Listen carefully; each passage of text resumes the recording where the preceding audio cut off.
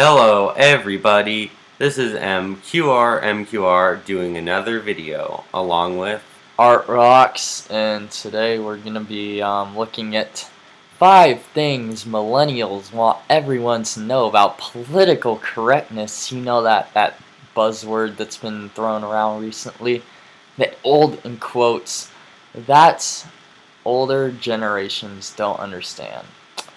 And it's posted by, we'll go over the author later, but right now, Inc.com. Alright, so let's scroll down here and start reading.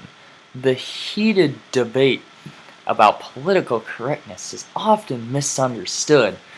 While many individuals across generations dislike the pejorative use of political correctness to represent censorship, a closer investigation reveals generational differences in the desire to use inclusive language. And what is inclusive language, you may ask? Basically, succumbing to the person's demands about how they demand you use their certain buzzwords and not offend them. That's just my brief overview of it. Alright, millennials know using appropriate language invites rather restricts productive conversation.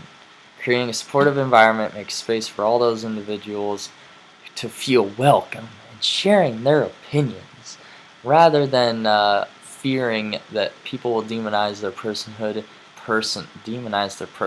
alright, whatever, and attack their character based on their identities. Thanks to the interwebs, millennials are citizens of the globe and ambassadors of social justice. Yeah, the best thing since 2013.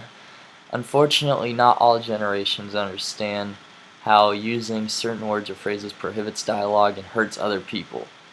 To discover 5 things millennials want older generations to know about political correctness that they don't understand, read the list below.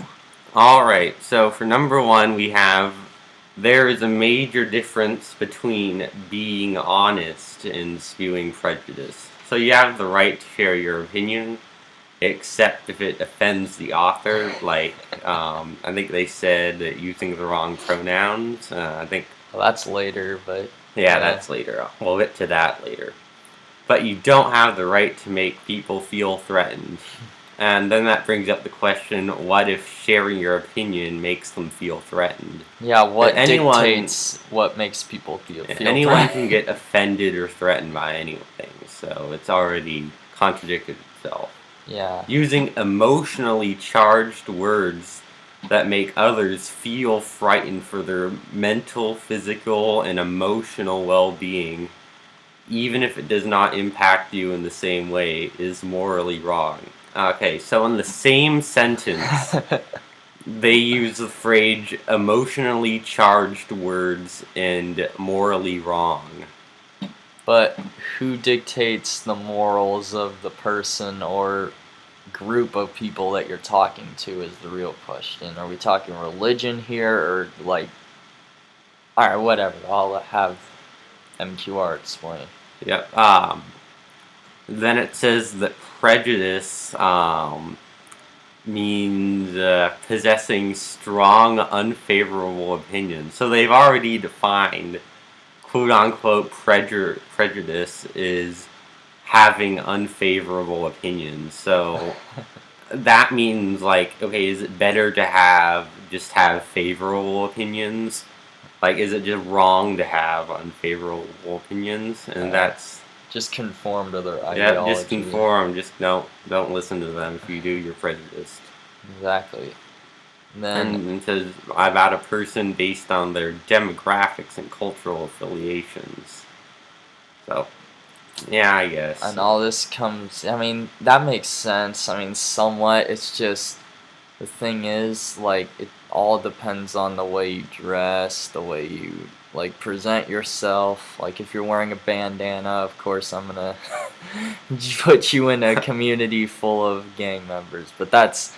Some people will label me racist for that. So, and again, I'm not using inclusive language on this. So, And then just one last point. It says that you should correct your behavior when your words are offensive.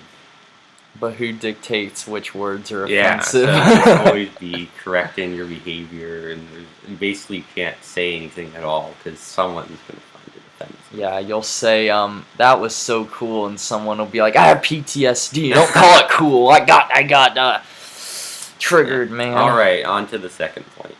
All right. Political correctness is not about censorship, even though it really technically is. It's about showing respect. Censorship is a coercive attempt to hide something from people. Yep, that's exactly what political correctness is, hiding your opinions. Asking people to use more inclusive language is not silencing their voice. Yes, it is. It's inviting them to use language in a way that promotes productive conversation. I mean, you always want productive conversation, but you don't want to conform to what they want you to say. You need to be able to express whatever you want to say. Like, that's a First Amendment right. The purpose of political correctness is to treat people with the love and respect they deserve. Alright, that seems somewhat fair except for the political correctness part. I feel like you should be able to say what you want as long as you like tell them, well, I don't know how to explain that, but just don't put any like physical threats. Like, other than that, you should be good. I don't believe in the whole PC culture though. Alright, so this means calling people by their pronouns they use. Now there's the buzzword we need to throw around. See, back in the day, pronouns were used in vocabulary in English class, but nowadays it's used for they, them, he, her, ze, whatever the hell you want to call somebody. And I don't agree with a lot of that, but pronouns, I don't think you should have to call someone by their pronouns. I think you should be able to just call them what you feel like. Now, like, if they get offended, that's not your fault, because they have a very weak 7-year-old mindset. So just whatever. Alright, now you shouldn't ever like intentionally offend somebody, like if you know they have some problems or something, but I know this is not what that's talking about. So anyway, you can move on. You can still possess the whatever ideology you follow, and you can still share your opinion, but you technically just contradicted yourself there, because you can share your opinion, but you can't because political correctness, you know? See, what if your opinion goes against political correctness? Exactly, so they just contradicted themselves again. You played yourself, alright? You're just being asked to do it in a way that's not hurtful to others. Okay then, so I pretty much recapped that, so on to you, MQR. Millennials feel more connected to global citizenship and human rights than nationalism. Alright, not only do millennials have conversations with people around the world, they're also seeing inhumane acts of violence against marginalized people live streamed on social media. So when I think of like thing live streamed on social media, I think World Star. I'm thinking about World Star. And most of the time, well, I guess that involves marginalized people on both sides. I'll leave it at either that, yeah. That seems fair. I'm sure there's videos of both. Let's just say people doing bad things. Okay, so yeah. Anyway. The increased visibility and exposure leads to a desire to ensure equality. I guess that's about what I think of when I see something on World Star, but let's continue. And on Live Leak. Yeah, Live Leak, definitely not. Regardless of their race, gender, sexuality, economic socioeconomic. status or religion. Okay, again, they said both gender and sexuality. Aren't those And- technically the same thing? Oh yeah, what's is that like? Biologically. Is there two different categories now? I thought there was only. Can you have like? I thought there was two, like 67 genders Yeah, I guess or you get something. to choose two of them now. Yep. Okay. I only agree with And now two. it goes talking about nationalism or the belief that your country and its laws, culture, and government is superior and beyond critique. Alright, first of all, that's not even close to the definition of nationalism. Nationalism just means that you have, like, you don't sell your country out to the EU or UN or You don't anything turn like into that. Sweden, Yeah. essentially. Yeah, pretty much. And I'm seeing first-hand pictures and videos on their smartphones. I don't get why they have to point out it's on smartphones. It's Yeah, like you the can- person writing this is... Like, why does it make it different that they're seeing the videos on the smartphone? Like, oh man. I get most millennials they're trying to target here. Well, Yeah, if I use their iPhones or Samsungs or whatever. Yeah, if I had seen this, anywhere else, I wouldn't care, but I saw it on a smartphone, so man, this is just a Saw big it on problem. my Facebook page. And yeah.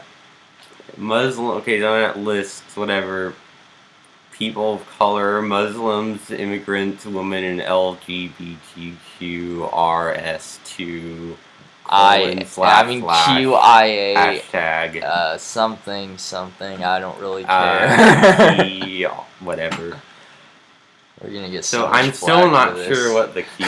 Yeah, we are. I'm still not sure what the Q stands for. I'm guessing it's queer questioning, Yeah, something like that. something I like really that. don't I never care quite or know, figured that out. but And then because of whatever has increased millennial desire for social justice. oh, I am not a desirable person for social justice. Oh, wait, we gotta cover this. yeah. Muslims and immigrants. See, when they mean immigrants on a mostly left article like this, they mean like illegals too. So Yeah. I mean, I'm not really for illegal immigration, but I'm fine if you're legal here. That's all good for me. All right, I don't have anything against races. All right, just putting that out there, so people don't like hate me or something. All right, now I'll move on to this one here. Inclusive language creates a space. Control safe Windows. Alright, I'm not gonna go into that. you get the reference. I'm guessing what space. Bully-proof windows. Control safe doors. South Park. For meaningful conversations to take place. Offensive language makes people feel unsafe. Alright, well, no. What, like, any What type of language some can say. make people feel unsafe. Anyway. Alright, if you were trying to have a difficult conversation with someone and they opened the discussion using words that were aimed at hurting your feelings, oh no, you hurt my delicate 7-year-old brain feelings, oh no. Making you feel unsafe, yes, because somebody literally has a gun to your head right now, so that makes you feel unsafe. Or undermining, okay, I sound so undetermining, I'm like, what? Or undermining your personhood. What exactly does that mean?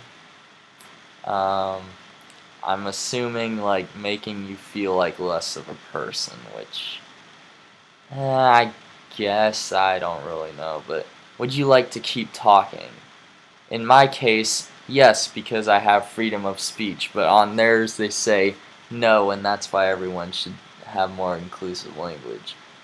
When you create space for others instead of shutting them out, creates opportunities for honest dialogue to emerge. You're not being asked to silence yourself. Yes, you are, because you can't say certain things that offend people. So again, you played yourself. You're being asked to use different words and phrases to express your thoughts. That subtle difference is not a big deal. Actually, it is. Yes, kind of. exactly. To them, I don't. Yeah. You do it all the time. you don't speak the same way to your partner as you do your grandmother, your newborn infant. That is true. I'll give them that. Okay, you get one sentence approved by our rocks here. Adjusting your dialogue isn't a momentous task, and doing so might allow more meaningful conversations with people from all walks of life. Okay, how does this having a controlled conversation where you can only say 10 different words make it meaningful? If you say like one syllable, like one letter words, I guess you're safe. I mean, well, even then somebody's gonna get offended when you say, I do not approve. They're gonna be like, what? What did you just say to me? Trigger. Alright. Alright. Millennials are not being sensitive, even though they are. That's exactly what they're being. Morally minded and ethically informed global citizens. Again, morally minded, what do they mean? I mean, there's no global country. You can't be a global... This isn't the New World Order. Yeah. I mean, not quite yet. I don't know. Maybe that's coming up. But for now, you can't be a global citizen. Exactly. Well, they want open borders, keep in mind you, and turn this into Sweden 2.0. So you can just travel anywhere and, like, get welfare. Yeah, get that EBT, dude, and drain the government of its federal funds. It's like it's already happening, but you know. Many individuals in older generations think that millennials are overly sensitive because they are. They actually very are. But it may be the other way around. Alright, so because they're not using special language, that makes them sensitive. Because I see 50-year-olds getting offended by stuff. Actually, now that I think about it, I don't think I know any, like, old person, like, elderly person that gets offended by the stuff millennials do. I've never even... It's never crossed my mind, actually, but now that I think about it, I don't know a single elderly person that would hear the word crazy and be like, I'm offended, you know? Yeah, if millennials are simply asking older generations to be respectful... But they're not really asking. That's really subjective, though. Like, what do they define by that? It's like everything in this article. Yeah. Of others by using more inclusive language, and older generations respond with hostility. I mean, what? Like, poor people are going to respond to hostility. What are you talking about? Antifa? Shout, yeah. Like, they're the over the head, you know? That type of stuff, because that's a millennial organization. Responding with hostility. Yep. I don't see any Republicans going out and lynching people. So, until that happens, I don't know what to say. Yeah, a common response to feeling threatened. Well, I guess if you're being... someone's throwing a bike lock at you, then you should actually feel threatened. Their skull gets punctured, you know, that's always fun. Fun trip to the emergency room. Yep. Oh, what was the cause of this? Oh, some Antifa thug hit me over the head. Did you just say thug? Triggered! Oh, whatever. Alright, so that pretty much wraps Making mistakes is part of learning. Okay, so are they saying that millennials are mistakes and we can learn from them? Well, I think that's a pretty good observation. They are pretty well, that's a subjective thing, of course, but yeah, most people occasionally say things that hurt other people's feelings, so that's normal. But the mature individuals are the ones that apologize. No, the immature individuals are the ones who don't get offended. Well, continuing to use hurtful language only prevents meaningful and necessary conversations, except the opposite. Maybe you shouldn't pursue that gender studies degree. Maybe you should stop complaining about your wages and get an actual degree in something useful. But that's a whole different topic for a whole different video, okay? This is isn't there one more thing we wanted to do? Yes, we need to check out the nice author that has wrote the author of this amazing article is none other than Matthew Jones. So let's look at what he's about. How about? Alright, So he's a life coach and licensed therapist. So I'm guessing you get I mean, that's a pretty fair therapy, I guess. Pretty good career, but you got. Yeah, I mean, I'm not sure what life coach means. I think it's like someone who motivates people. Yeah, that sounds right. That Let's sounds look at about right. his previous journalistic experience. Oh yeah, they never say anything about him being a journalist, do they? Like, no, they don't. He doesn't have a degree in everything. This is the type of Bill Nye conspiracy here. Probably has a like a degree in engineering, right? Yeah, this guy doesn't even have. This guy's a degree in social studies. Gender studies. I mean, I have to correct myself there. Political. Only it was social studies. Oh, that is a better even. Alright, anyway, he was, his work has been published on the Huffington Post, which, as we know, they're always right. They're Like, always... remember that time they predicted Trump had a 98% chance of losing? Dude, I know, they right? were right about that. That was so accurate, am I right? I mean, most people want to think that, but too bad. Alright, he is best known for his writings on holistic self-development. Call me a noob, but I have no idea what that means. I think it means you're like helping yourself out somehow. I don't know. I really don't know. Yeah. Anyway, I think this is a good time to end this video. Yeah. So this has been MQR and Art Rocks making yet another video. Bye. Bye.